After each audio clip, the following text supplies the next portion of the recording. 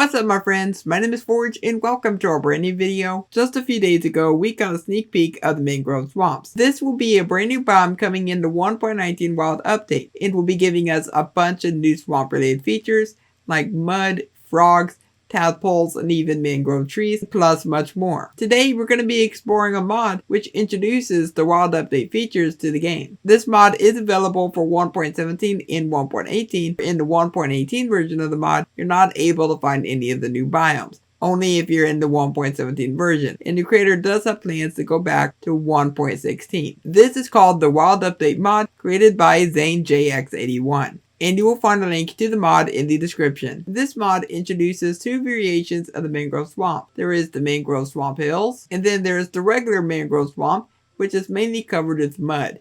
As you go throughout the Mangrove Swamps, you will find that it's mostly covered with a new block called mud, and there's also a new tree type. The mangrove trees, they can be grown by using the propagills. As you go on throughout the swamps, go ahead and look underneath the leaves, and you'll find yourself one of these propagills. Once you place the propagill down, you use some bone meal and then you can grow it up. And most of the time the propagills will end up spawning with the tree. And like this mechanic, it's completely different than what we're used to with trees in Minecraft today. Because usually you cut down a tree and you wait for those leaves to decay, then they will drop a sapling. Or you can just go break the leaves yourself and hopefully get a sapling. However, there is a bug with the propagills. So since they're spawning with the trees, they can end up growing over time. And you could end up getting them as like this.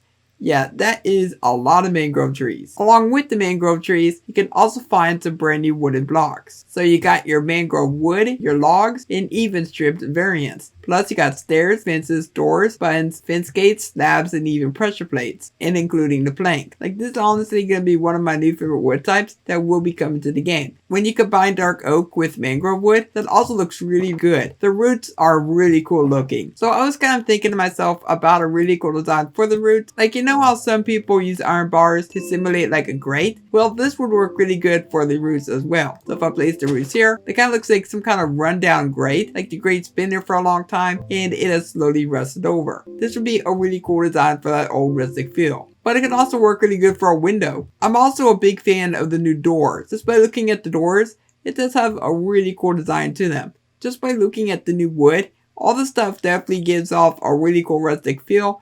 So if you're making like a really old spooky swamp house, then these may actually look really good for that. This could also work really good inside the jungles or any other old style build that you might be working on. Over on the Bedrock Edition, we have frogs. But however, if you get this mod, then you can get frogs on Java Edition. So for these frogs, they do not work exactly how they do on Bedrock. These are still very much early in progress for the mod. If you end up finding one of these frogs, do not expect them to be eating magma cubes to get yourself one of the frog lights. We got ourselves one frog over there, and we have a magma cube.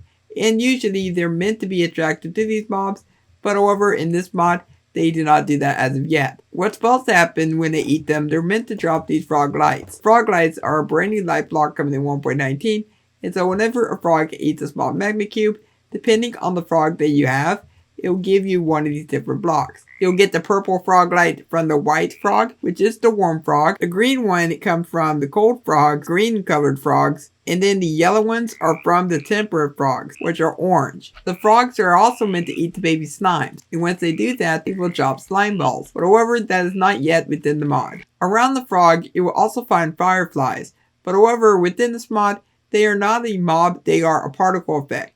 So the only way that you can get these is by using the particle command. So when you're going throughout the swamp and you find yourself a frog, then the fireflies should start spawning around there. In my own opinion, I kind of wish that they would have been a mob.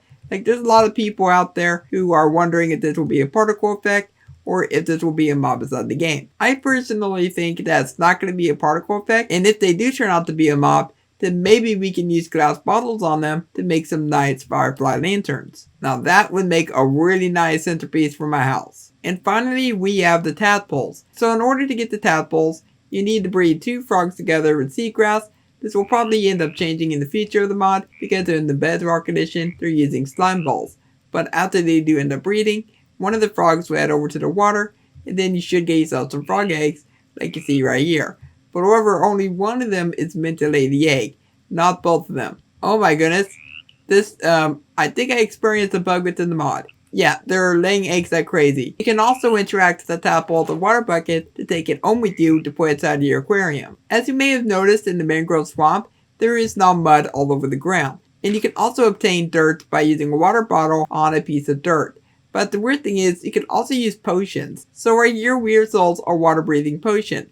I interact, and then we results mud blocks. I mean, I guess it kind of makes sense because it is technically liquid. And we also got a regular water bottle, and that's another way to get mud. During Minecraft Live of 2021, they did give us a confirmation that we can get renewable clay with the mud. By putting mud blocks on top of dripstone, you'll be able to turn that right into clay. This mod will also introduce mud bricks to the game, and you obtain those by getting 4 mud blocks. So go ahead and put those into a crafting grid, then you'll get yourself some mud bricks.